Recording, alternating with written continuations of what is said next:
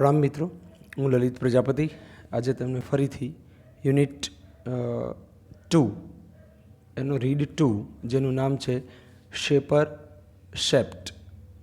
Shape આપનાર, આકાર આપવો, શેપ આપવો, શેપર ઘડનાર, શેપ્ટ ઘડાઈ ગયો, ઘડનાર જ ઘડાઈ ગયો. સમજાય છે? કવિતાનું જે શીર્ષક છે એ ફિલોસોફી છે અને સહેલાઈથી સમજી જાય એવું છે.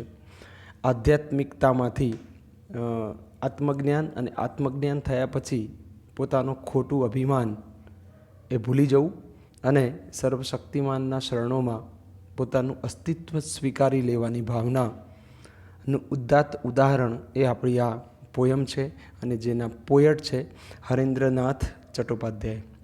શેપર શેપ્ટ. આમ આ કાવ્યમાં ઈશ્વરની વિરાટ શક્તિની સામે મારા તમારા જેવા ગર્વમાં રાચનાર, અભિમાનમાં રાચનાર માનવ કોઈ જ મહત્ત્વ ધરાવતું નથી એવી સભાનતા દર્શાવવાનો અહીંયા પ્રયાસ થયો છે કે સર્વશક્તિમાન આગળ અભિમાન કરવાની કોઈ જરૂર નથી. નહીં, આપણને કેટલું અભિમાન છે કે અમારે ગાડી છે, અમારે તો ઘર છે. આ જે અભિમાન છે એને જો અનુભવ કરવું હોય ઈશ્વરની શક્તિ સામે તમારે મિત્રો, તો મારી પાસે એક સરસ ઉદાહરણ છે. તમે આ ઉદાહરણ દરેકને કહી શકો છો. દાખલા તરીકે મારે અમદાવાદમાં 4-5 બંગલોઝ છે, ગાડી છે, પણ મારી અંદર એનું અભિમાન આવી ગયું છે એટલે હું કોઈની જોડે વ્યવસ્થિત વાત પણ કરતો નથી. અભિમાન છે પૈસાનું. ત્યારે મિત્રો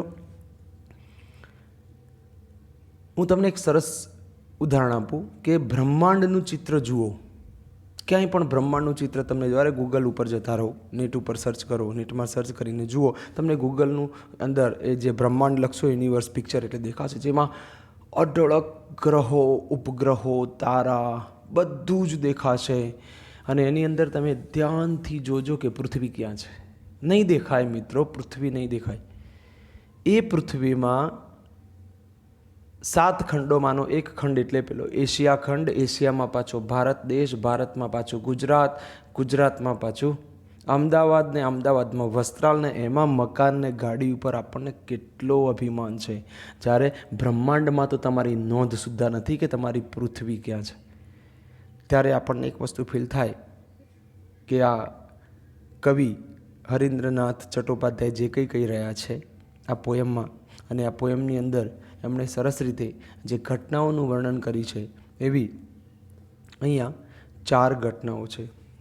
એમાં પહેલી ઘટનામાં એક કુંભકાર પ્રજાપતિ, કુંભાર જે કુંભને આકાર આપે છે, એ એવું માને છે કે માટી છે ને એને હું ચાકડા ઉપર મૂકીને આકાર હું આપું છું, પણ ખબર નહીં એને ઓચિંતાનું એક અંદરથી વિઝડમ, ડહાપણ અનુભવ્યું એને, અને એને ખબર પડી કે હું શું ઘડનાર છું, હું જ કોઈનાથી ઘડાયેલો છું, મારું જ ઠેકાણું નથી, હું શું ઘડવાનો.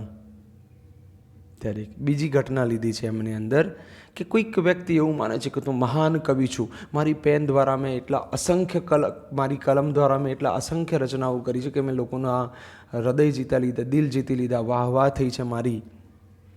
પણ પછી એને ખબર પડે છે, એને જાતે જાતે એક નવું જ્ઞાન મળે છે અને વિચારે છે કે હું ક્યાં કવિ છું, હું જ કોઈકનું ગીત છું, ક્યારે પૂરું થઈ જઈશ ખબર નહીં.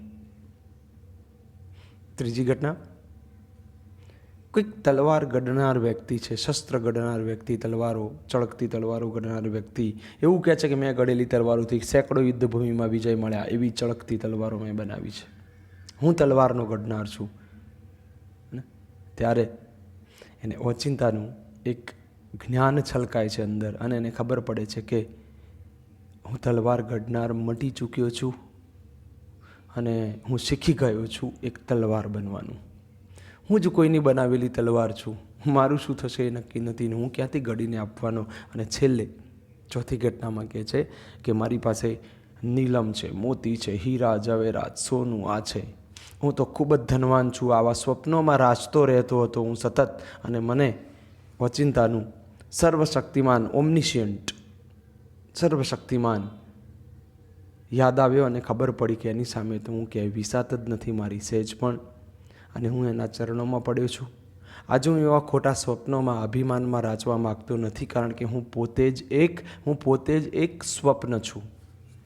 ક્યારે આંખ ખુલી જશે, સ્વપ્ન થઈ જશે, માટે કોઈ અભિમાન કરવાની જરૂર નથી. એટલે ખૂબ સરસ આધ્યાત્મિક ભાવ સાથે અહીંયા આપણને આ પોયમ અપાઈ છે. તો ફ્રેન્ડ્સ, જોઈએ આપણે પોયમના શબ્દો અને એને સમજીએ. આ ભાવાર્થ સમજ્યો હોય તો આપણે ખૂબ સરસ રીતે સવાલોના જવાબ લખી શકીએ પરીક્ષાલક્ષી. પણ હું તો એમ કહીશ કે આ પરીક્ષાલક્ષી કરતાં જીવનલક્ષી વધારે છે. જોઈએ ટૂંકી પોયમ પણ ખૂબ લાંબો ભાવાર્થ, જીવનભર આપણને શાંત કરી દે તેવો. તો અહીંયા જે શબ્દો છે એના એક એક એ સમજવાનો આપણે પ્રયત્ન કરીએ. પેલું કે છે ઇન ડેઝ ગોન બાય, જે દિવસો જતા રહ્યા. આઈ યુઝડ ટુ બી, ભૂતકાળની વાત કરે છે ને. I used to be a potter. Pot એટલે ઘડો, ને ઘડો બનાવે એને કહેવાય પોટર. હું એક કુંભકાર હતો, ઘડવૈયો હતો. વુ વુડ ફીલ, જે એવું માનતો હતો. હિઝ ફિંગર્સ, કે એની આંગળીઓ. મોલ્ડ, આકાર આપે છે. The yielding clay, yielding clay એટલે લચીલી માટીને એની આંગળીઓ આકાર આપે છે. To pattern on his wheel, wheel એટલે ચાકડો, એના ચાકડા ઉપર એ જુદી જુદી પેટર્ન એને ઘાટ આપી શકે છે. આવું એક ઘડવૈયો પહેલાં માનતો હતો. But now through wisdom lately won. But now through wisdom, મને હવે જે ડાપણ આવ્યું છે મોડેથી. વોન એટલે મારામાં આવી ગયું, હું જીતી ગયો એ જ્ઞાનને. મારામાં હવે મોડે એ જ્ઞાન આવ્યું. અને ધેટ પ્રાઇડ હેઝ ડાઈડ અવે, હવે મારામાંથી એ ગર્વ જતો રહ્યો છે, મટી ગયો છે, મૃત્યુ પામ્યો છે. એ ગર્વ, કયો ગર્વ? કે હું મારી આંગળીથી આકાર આપું છું, હું નવા આકાર આપું છું, ઘાટ આપું છું. એ અભિમાન ગયું. I have ceased, what is cease? Cease means stop. અને હવે હું અટક્યો છું, હું મટી ગયો છું. I have ceased to be the potter, હવે હું ઘડવૈયો મટી ગયો છું, હવે મારે ઘડવૈયા થવું નથી. And have learn to be the clay, અને હવે હું માટી બની ગયો છું. હું તો માટી બનવાનું શીખી ગયો છું. હું માટી છું, મને કોઈક ગળે છે સર્વશક્તિમાન. હું ક્યાંથી આ બધાને ગળી દઈશ? બીજો ભાગ એની અંદર ખૂબ સરસ ઉદાહરણ સાથે રજૂઆત કરે છે કે ઇન અધર ડેઝ, ભૂતકાળમાં, પહેલાંના દિવસોમાં. Used to be a poet, હું એક કવિ હતો. થ્રુ વૂઝ પેન, કે જેની માલિકી, કે જેની પેનથી ઇનમરેબલ સોંગ્સ વુડ કમ, અસંખ્ય ગીતોની રચનાઓ થઈ મારી કલમથી. કેવા ગીતો અને શું કામ ગીતો બનાવે? To win the hearts of men, માણસોના દિલ જીતી લેવામાં કેટલી રચનાઓ કરી દીધી. હું એટલો સફળ કવિ, આવું અભિમાન. But now through new got knowledge, પણ આજે જે મને નવી સમજ આવી છે, નવું જ્ઞાન મળ્યું છે. પહેલાં તો માનતો જ હતો કે હું જ કવિ છું, મારી પેનથી જોરદાર રચનાઓ થાય છે. અને which I had not had so long, પૂર્ણ ભૂતકાળની રચના છે. કે જે ન્યૂ નોલેજ જે હમણાં મને મળ્યું છે ને, which I had not had long, પહેલાં નહોતું મારી પાસે. એ જ્ઞાન મને હવે મળ્યું છે, સમજ હવે મળી છે. અને એ જેવી જ સમજ મળી. I have ceased to be the poet, હવે હું કવિ મટી ગયો છું. And have learn to be the song, અને હવે હું જ ગીત થઈ ગયો છું. હવે હું જ ગીત બનવાનું શીખી ગયો છું. મારે ગીતના રચયિતા નથી થવું. બરાબર છે? ઓકે. ત્યાર પછીની ત્રીજી ઘટનાની અંદર જે સરસ ઉદાહરણ સાથે રજૂઆત કરે છે. I was a fashioner of swords, swords એટલે તલવાર. I was a fashioner of swords, હું એક સમયે કુશળ તલવાર ગઢનાર હતો. ક્યારે? In days that now are gone, અને દિવસો આજે તો જતા રહ્યા છે. ઇન ડેઝ, એ કયા દિવસોમાં? ધેટ નાઉ આર ગોન, અત્યારે તો દિવસો જતા રહ્યા છે. Which on a 100 battle fields, which on a 100 battle fields, battle fields એટલે કે યુદ્ધભૂમિ ઉપર લાખો, કરોડો, સેંકડો યુદ્ધભૂમિ ઉપર આ તલવારોનો ઉપયોગ થયો. એ તલવારોનો ઘડવૈયો હું.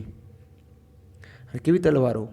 ગ્લિટર્ડ, gleamed and shone. Glitter, gleam, shone, અર્થ સરખો છે. ઝબકતી, ચળકતી, ઝળહળતી. Shone is the past form of shine.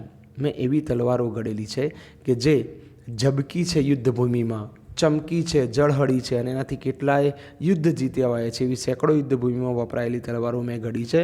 But now, પણ હવે that I am brimming with. What is brim? Brim એટલે આપણી અંદર કોઈ જ્ઞાન આવે એટલે છલકાય. તો મારી અંદર હવે જ્ઞાન છલકાય છે. કયું જ્ઞાન? The silence of the Lord. એ ભગવાનની શાંતિ, એ સર્વશક્તિમાન ઈશ્વરીય શાંતિ મારી અંદરથી આજે છલકાઈ રહી છે. તલવારો ગળવાનું અભિમાન મારી અંદરથી હવે જતી રહ્યું છે. હું તલવાર ગળું છું એવું હું હવે માનતો નથી. અને હવે હું શું માનું છું? તો કે છે I have ceased to be sword maker. હવે મારે તલવાર ગળનાર નથી થવું. And have learn to be the sword. અને હું જ એક તલવાર બની ગયો છું. લાસ્ટ વન, છેલ્લો સ્ટાન્ઝા છે, એની અંદર પણ આધ્યાત્મિકતા સાથે કવર કરેલું છે. ઇન બાયગોન ડેઝ, જે દિવસો જતા રહ્યા ભૂતકાળ, I used to be a dreamer. હું એક સ્વપ્નોમાં રાચતો હતો. Who would hurl. હું એક સ્વપ્ન દ્રષ્ટા હતો. Who would હર્લ. હર્લ એટલે રાચવું, ફરવું. Who would hurl on every side and insolence. Insolence એટલે ગર્વ, અભિમાન. કયું અભિમાન? Of emerald and pearl. Emerald એટલે નીલમ, રત્નો. પર્લ એટલે મોતી. મારી પાસે જે મોતી રત્નો હતા એના અભિમાનમાં હું શું કરતો હતો? તો સતત ઘમંડમાં સતત ઉભરાતો રહેતો હતો. But now that I am kneeling. What is knee? Knee એટલે ઘૂંટણ ને નીલ એટલે ઘૂંટણીએ પડવું. But now that I am kneeling. આજે હું ઘૂંટણીએ પડું છું. ક્યાં ઘૂંટણીએ પડું છું? કોની ઘૂંટણીએ પડું છું? At the feet of the supreme. Supreme power એટલે કોણ? સર્વશક્તિમાન. હવે મને ખબર પડી અને હું આજે સુપ્રીમના શરણોમાં ઘૂંટણીએ પડ્યો છું. અને છેલ્લે એ કહે છે કે I have ceased to be the dreamer. હવે મેં સ્વપ્ન દ્રષ્ટા બનવાનું બંધ કરી દીધું. સ્વપ્ન જોવાના જ બંધ કરી દીધા. And have learn to be the dream. અને હું જ એક સ્વપ્ન બની ગયો છું. સાચી વાત છે ને? સ્વપ્ન ક્યારે શું થયું ખબર નહીં, ક્યારે મોત આવે ખબર નહીં. તો ખૂબ સરસ પોયમ છે કે સર્વશક્તિમાનને હંમેશા નજર સમક્ષ રાખીને કામ કરો. તમે કોઈ પણ કામ કરો છો તો સતત ઐશ્વર્ય શક્તિના અહેસાસ સાથે કામ કરો. એમાં અભિમાન નામનો ડાઘ ક્યારેય ઉમેરવો જોઈએ નહીં. તો આવો એકવાર પોયમનું ફરીથી ગુજરાતી કરી લઈએ. તો ધ્યાનથી જોજો દરેક લાઈન, જ્યાંથી હું ગુજરાતી કરું છું, જેથી તમે સમજી શકો. In days gone by I used to be a potter. જે દિવસો ભૂતકાળમાં જતા રહ્યા ત્યારે હું મારી જાતને એક કુંભકાર માનતો. Who would feel his fingers mould the yielding clay. કે એવું માનતો કે મારા આંગળીઓથી હું લચીલી માટીને આકાર આપું છું. To patterns on his wheel. અને મારા ચાક ઉપર નવા નવા ઘાટ આપું છું. But now through wisdom lately won. પછી મોડે મોડે મને જે ડહાપણ આવ્યું, દેટ પ્રાઇડ હેઝ ડાઈડ અવે. અને એ ડહાપણથી મારો પહેલાંનો જે અભિમાન હતો ને, પ્રાઇડ, એ હવે મૃત્યુ પામ્યો છે, એ મટી ગયો છે. I have ceased to be the potter. અને મેં હવે કુંભકાર બનવાનું માંડી વાળ્યું. હું કુંભકાર છું જ નહીં, મટી ચૂક્યો છું હું કુંભકાર. And have learn to be the clay. અને હું જ માટી બની ગયો છું. હે ને? ત્યારે પશ્ચાતાપરૂપી અહેસાસ. એવી જ રીતે એક બીજી લાઈન ત્યાં સામે ચાલી રહી છે. એ બીજી લાઈનમાં આપણે સમજીએ. દરેક લાઈનનું ભાષાંતર તમે જોજો જ્યાં હું કરી રહ્યો છું ત્યાંથી, તો જેનાથી તમે સરસ રીતે એનું ગદ્યાર્થ ગ્રહણ કે પદ્યાર્થ ગ્રહણ એનું કરી શકો. In other days I used to be a poet. પહેલાંના દિવસોમાં હું એક કવિ હતો. થ્રુ વૂઝ પેન, કે જેની કલમથી ઇનમરેબલ સોંગ્સ વુડ કમ. કે અસંખ્ય ગીતો, ઇનમરેબલ અસંખ્ય ગીતોની રચનાઓ થઈ ચૂકી. અને એવી ગીતોથી to win the hearts of men. અને માનવજાતના હૃદય જીતવાનું, દિલ જીતવાનું, લાગણીઓ જીતવાનું એ આશયથી મેં આટલી ગીતો રચ્યા અને હું સફળ થયો. But now through new got knowledge. પણ મારામાં એક નવું જ્ઞાન આવ્યું. અને એ જ્ઞાનથી which I had not had so long. પહેલાં મારામાં એ જ્ઞાન નહોતું. I have ceased to be the poet. અને હું હવે કવિ મટી ગયો છું. And have learn to be the song. અને ગીત બન્યો છું. હું પોતે ગીત છું એવું હું માનતો થયો છું. ભાષાંતર લઈ લે છે મિત્રો ફટાફટ, તો તમે એને સમજી લેજો કે ભાષાંતર કઈ રીતે હશે. આગળની બીજી લાઈનમાં કહે છે અહીંયા કે I was a fashioner of swords. હું એક તલવાર ગઢનાર.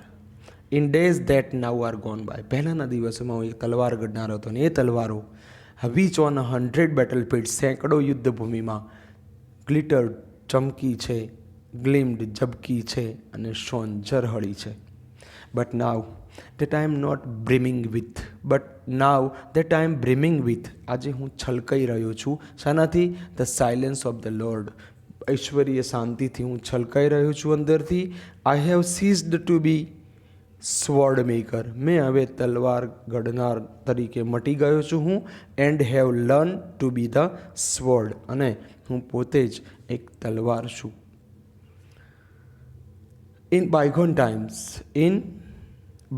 ટાઈમ્સ, પહેલાંનો સમય જે જતો રહ્યો એની વાત છે કે ઇન બાયગોન ટાઈમ્સ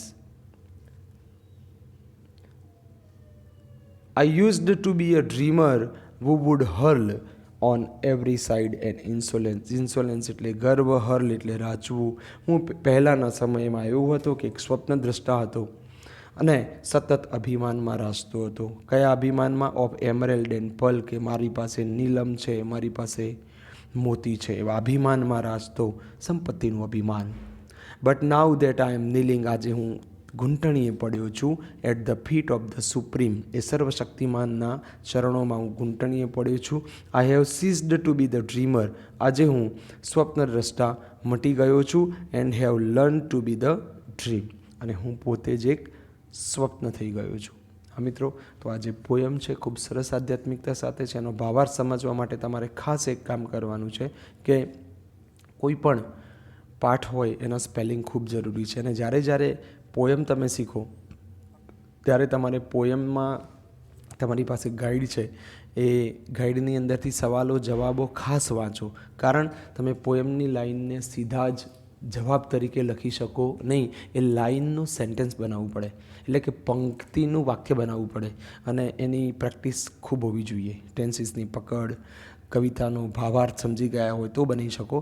અને એ વિદ્યાર્થી જીવનમાં એટલું ઝડપી અશક્ય તો નથી, પણ એટલું ઝડપી શક્ય નથી. તો એના માટે કહું છું કે ગાઈડની અંદર જે કંઈ સવાલ જવાબ છે એનું વાંચન કરો અને ખૂબ સરસ રીતે આગળ વધો. ઓકે મિત્રો, થેન્ક યુ.